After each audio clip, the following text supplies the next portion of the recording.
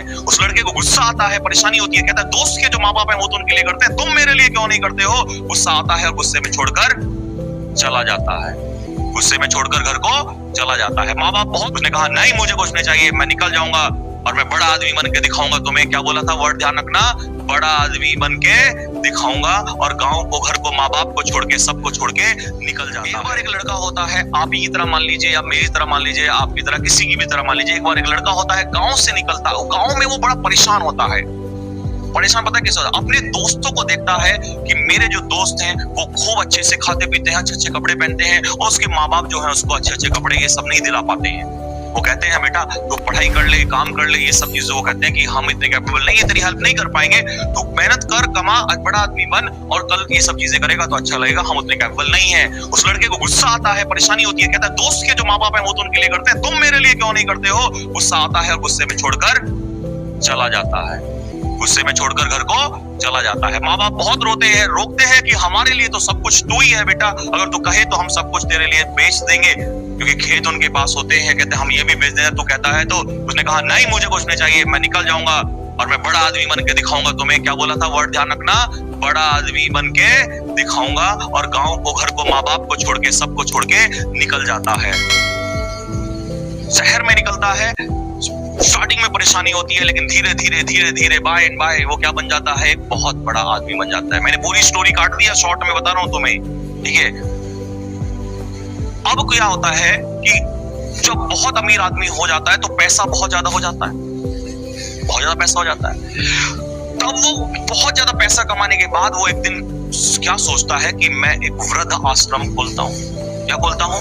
वृद्ध आश्रम। तो बहुत ज्यादा पैसा कमाने के बाद वो सोचता है कि वृद्ध आश्रम खोलता हूं। तो साहब उसने बड़ा ऐलान करा दिया उस शहर में कि मैं वृद्ध आश्रम खोल रहा हूं, दूर दूर तक ये बात पहुंचा दीजिए, पूरे देश में पहुंचा दीजिए सारी चीजों, सारी बातों को, मैं ये वृद्ध आश्रम खोल रहा हूं। ओल्ड एज होम सुना है आप लोगों ने? अब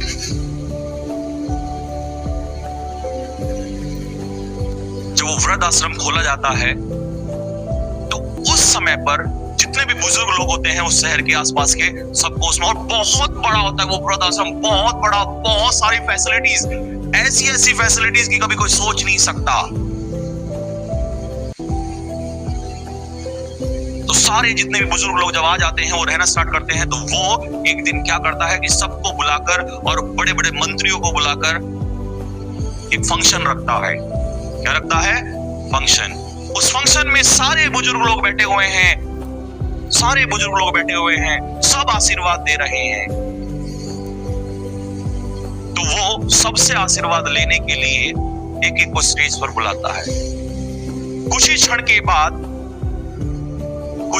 बाद जैसे ही दो बूढ़े व्यक्ति स्टेज पर चढ़ते हैं तो धीरे धीरे धीरे धीरे कदमों की तरफ, वो उसकी तरफ आगे बढ़ रहे हैं, उनके कदम, वो नीचे झुकता है और उसके सर पे हाथ रखा जाता है। अभी तक उसको कुछ नहीं पता, सर पे हाथ रखा जाता है। उस सर पे हाथ रखने से उसको कुछ बचपन की यादें ताजा हो जाती हैं और ये कहता है नहीं, ये हाथ तो मेरी माँ और मेरे बाप रखता था। वो चीजें ऐसी होती हैं साथियों कि वो कभी भुलाई नहीं जा सकती। तो उसको तुरंत एकदम से जैसे ही वो देखता कि ये हाथ तो मेरी माँ और बाप रखते हैं, वो उन्हें पहचान नहीं पाता है, क्योंकि वो बचपन में छोड़ के गया था और अब इस समय वो बुजुर्ग हो चुके हैं। और जब वो उसको छोड़ के गए थे तो अपने बेटे के प्यार में वो सब कुछ, आप समझ सकते हैं कि कैसी कंडीशन हो गई। तो इतनी बुरी हालत हो गई कि बेटा पहचान ही नहीं पाया। लेकिन माँ है या बाप है, कभी अपने बेटे को कितना भी अमीर कैसा भी हो जाए वो छोड़ नहीं सकते। उसके प्यार से उसके सर पे हाथ रखा। उन्होंने गालियां नहीं दी उसको, उन्होंने आशीर्वाद दिया। क्या दिया? और उन्होंने कहा कि हमें खुशी है कि तेरे आज वृद्ध आश्रम में हम लोग आए हैं। इस बात को सुनकर वो इंसान वहां से चला जाता है और उसके कुछ ही क्षण बाद उसकी मृत्यु हो जाती है। साथियों, ऐसा क्यों हुआ? उस इंसान की मृत्यु क्यों हुई? ऐसा क्यों हुआ? माँ बाप ने तो उसको गलत नहीं कहा था। माँ बाप तो ऐसे होते हैं, उस समय भी उसको क्या दे रहे थे? आशीर्वाद दे रहे थे। लेकिन ये सदमा वो बर्दाश्त नहीं कर पाया कि मेरे माँ बाप, जिसने इतना बड़ा वृद्धाश्रम खोला, उसके माँ बाप उस वृद्धाश्रम में है।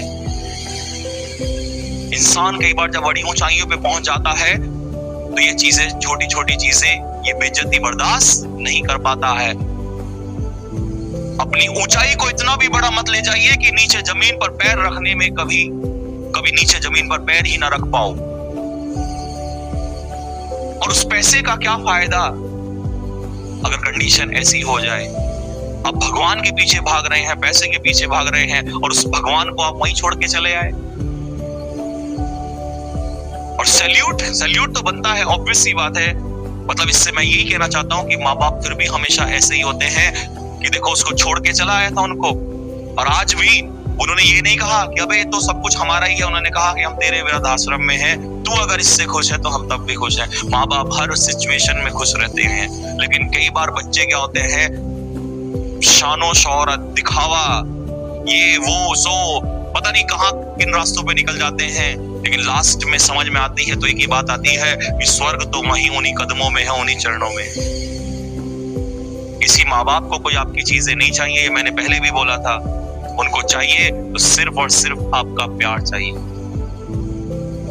तो लाखों करोड़ों रुपए कमाने से कोई फायदा नहीं है, और ऐसे पैसे का कोई फायदा नहीं है जिसके वृद्ध आश्रम में उसके माँ बाप ही आकर रहने लग जाएं। उसका कोई फायदा नहीं। तो इस बात को यही विराम देंगे। सभी बच्चों को मेरी तरफ से नमस्कार। स्टोरी कैसी लगी, क्या आपको सीखने को मिला, वो आप कमेंट बॉक्स में लिख के बताएंगे। ठीक है बच्चों, बस मैं तो यही कहूंगा, दिन रात मेहनत करो। जिंदगी में माँ बाप का नाम रोशन करना बहुत जरूरी है। दिन रात मेहनत करते रहो, हम आपके साथ।